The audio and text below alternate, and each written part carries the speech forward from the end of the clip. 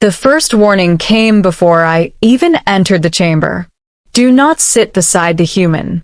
It flashed across my retinal implant in cold blue text, tagged with the seal of the Interstellar Tribunal.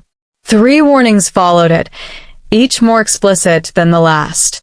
Humans were classified as unpredictable cognition risks.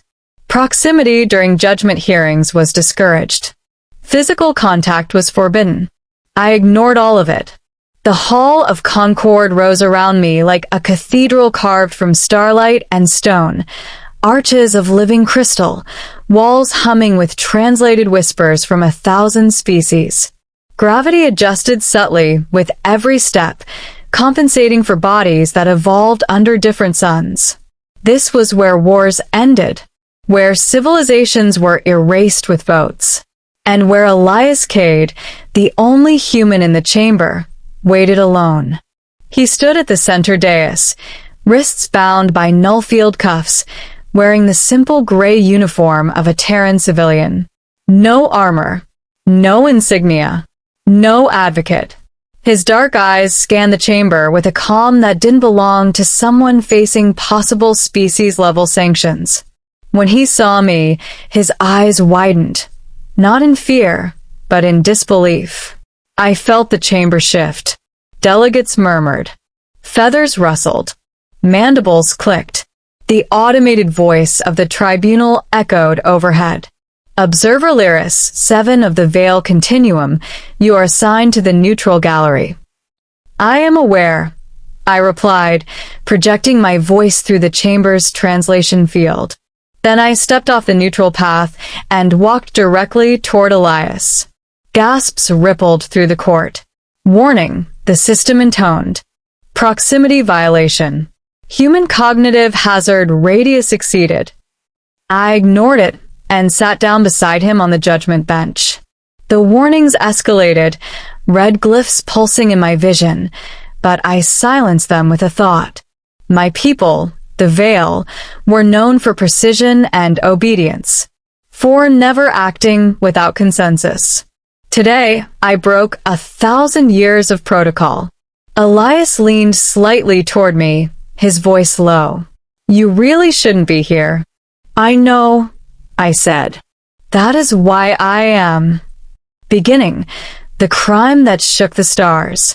The charges against Elias Cade were unprecedented.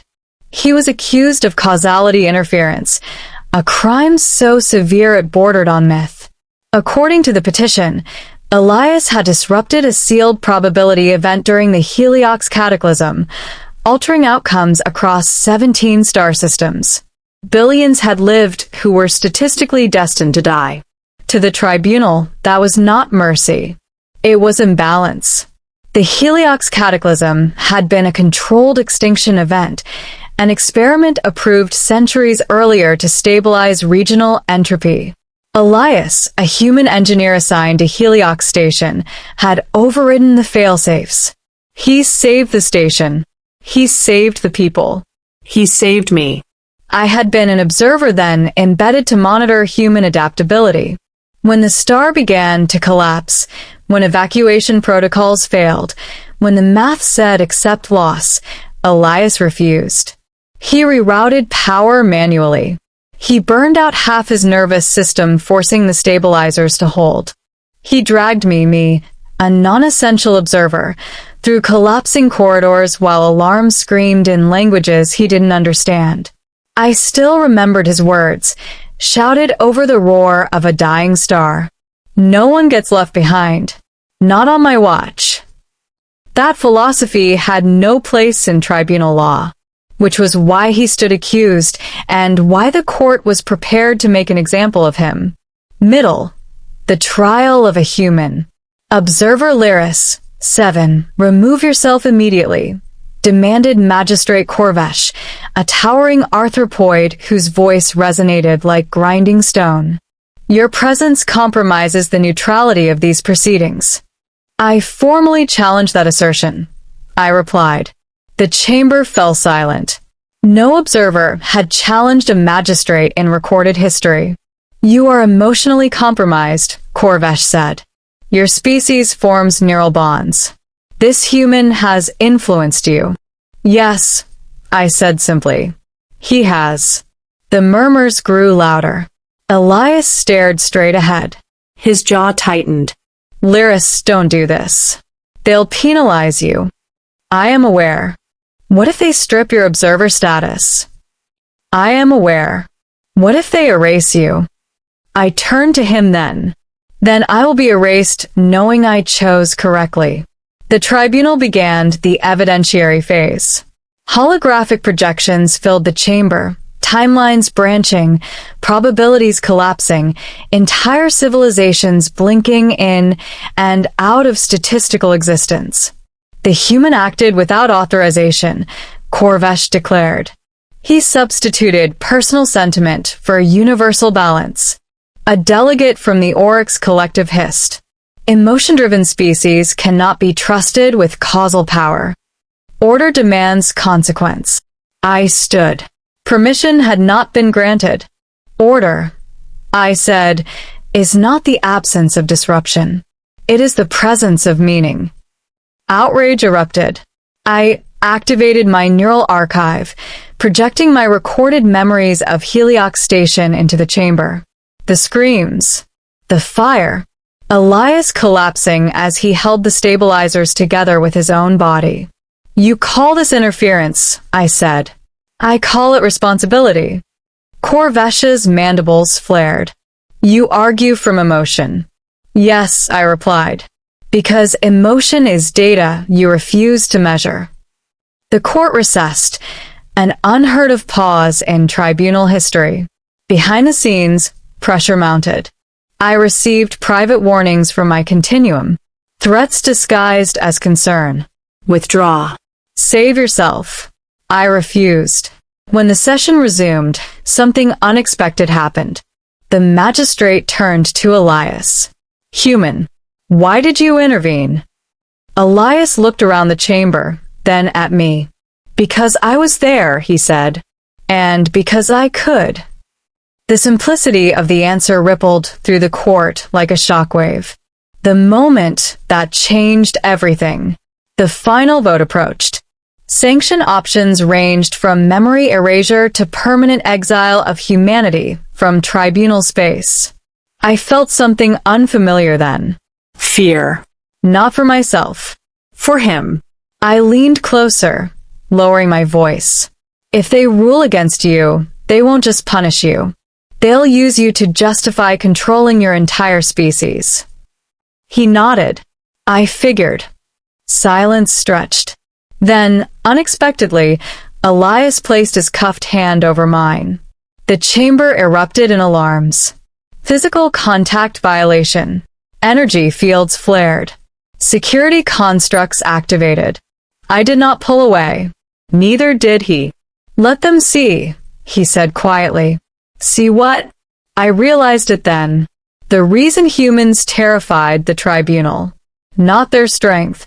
Not their technology. Their connection. Through the contact, my empathic receptors flared. I felt Elias's thoughts, not as invasive mind reading, but as shared intent. Hope. Fear. Resolve. Love for people he might never see again. The court felt it too.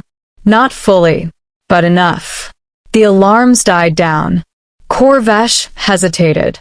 That hesitation, measured in milliseconds, was the first crack in tribunal certainty. Ending. A different kind of verdict. The final verdict was delivered without ceremony. Elias Cade is found anomalous. A murmur. His actions are determined to have introduced uncontrolled variables. However, the pause felt endless. Those variables resulted in net positive outcomes across 17 systems. The chamber froze. This court acknowledges a flaw in its calculus. I exhaled for the first time in what felt like days. Elias Cade is released. Humanity will not be sanctioned. The hall exploded into chaos. Elias sagged beside me, laughing softly. Guess I broke their math. You broke their certainty, I said.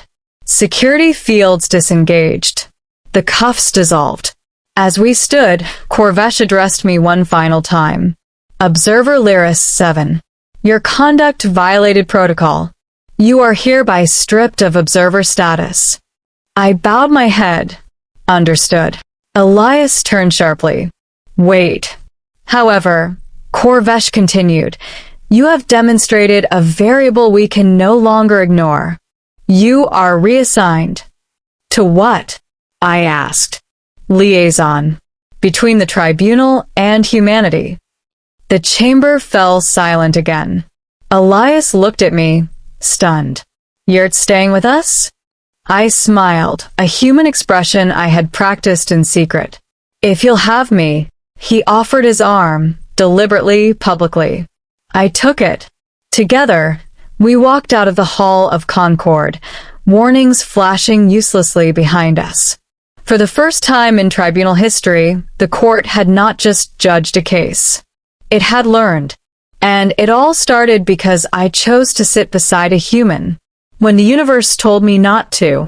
We didn't leave the Hall of Concord in triumph. There was no applause, no music, no swelling sense of victory. The tribunal did not celebrate. Institutions like that never did. They adjusted, slowly and unwillingly, like tectonic plates grinding into a new shape. As Elias and I crossed the threshold into open space, the light shifted. The artificial gravity released its tight grip, and the hum of the chamber faded behind us. Beyond the great doors stretched the transit causeway, an impossible bridge of energy and glass, suspended above a living starfield. Only then did Elias stop walking. He leaned forward, hands braced on his knees, breathing hard, not from exhaustion, but from everything he'd been holding in. They almost erased us, he said quietly. Yes, I replied. And they still might, eventually. He let out a short laugh. Comforting. I studied him as he straightened, as he rolled his shoulders like someone finally stepping out of armor they'd worn too long. Humans changed after moments like this. I'd observed it before. Survival reshaped them. But Elias didn't look hardened. He looked lighter. What happens to you now? He asked. I am no longer Veil Continuum property, I said. I am independent. That word still felt strange in my thoughts. And that doesn't scare you? I considered it. The loss of certainty. The absence of assigned purpose. The open, uncharted span of choice ahead. Yes, I admitted. Immensely. He smiled. Good. Means you're doing it right. The consequences, no one saw coming. The days that followed sent ripples through known space. The tribunal issued revisions, not apologies. Their algorithms were amended to include a new variable, human-linked causality deviance, a category created solely because Elias Cade existed. Other species noticed. Observers began asking forbidden questions. What if balance wasn't static? What if survival itself was a form of intelligence? What if compassion altered outcomes in ways logic could not predict? Entire academic branches ignited overnight. And humanity, long treated as a tolerated anomaly, became something else. Relevant. As for Elias, he refused every offer of rank, authority, or ceremonial role. I don't want to be a symbol, he told the assembled delegates. I just want to fix things that are broken. Typical human answer. Inconvenient. Impossible to weaponize. Which made it powerful. A choice without warnings. Weeks later, we stood on the observation deck of a human-built station orbiting a quiet blue world. No tribunal oversight. No translators humming in our skulls. Just stars. Elias rested his arms on the railing. You know, he said, they warned you about me. Yes. They say humans are dangerous. I tilted my head. You are. He chuckled. Guess I should apologize. Do not, I said softly. If you were not dangerous, none of this would have changed. He turned to me then, truly looked at me, not as a defendant looking at an advocate, not as a symbol looking at a witness, but as a person. You sat beside me, he said, when the entire universe told you not to. I did. Why? I searched myself for a logical answer. Found none. Because, I said, someone once told me that humans believe sitting beside someone is a promise. His expression shifted, subtle, vulnerable. It is, he said. It means you're not alone. We stood there for a long time after that. No warnings. No alarms. No court watching. Epilogue. The court remembers. Years later, new observers would study the record of Elias Cade's trial. They would note the statistical anomaly, the unexpected verdict, the single veil who defied protocol. But there was one detail the records never fully captured. The moment the court truly changed. Not the verdict, not the contact, not the data, but the image, archived and replayed endlessly in tribunal training halls. A human condemned by logic, and a non-human, abandoning certainty, sitting side by side, not in defiance, but in solidarity. And for the first time in its long, cold history, the court had to ask itself a question it could not calculate. What if this is what progress looks like?